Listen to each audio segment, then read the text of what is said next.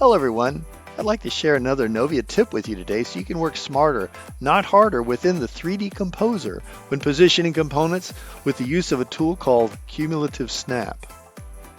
For those of you familiar with 3D Composer, you know it has a number of tools that allow you to kinematically snap a part into a position relative to one primitive or another. The most common tool within this application for positioning is the simple triad, which we can use to drag and position a part. I generally use it just to get the part close to the design.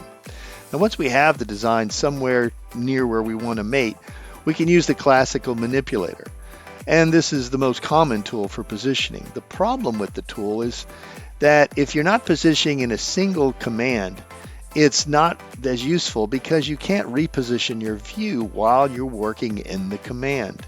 For example, here I positioned along an axis, but I still need to position the part relative to the face. But now I can pick the face on one side, but I can't get to the other face to complete the mate because I'm trapped in a particular view.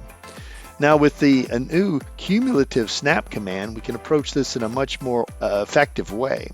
Here I can select the axes and pick them so that at any point in the operation I can reorient my view to position where I'm looking at so I can continue to mate the components. For here example, I can click the two faces and it snaps it into position, but I still need to move the motor assembly around to mount the other bolts.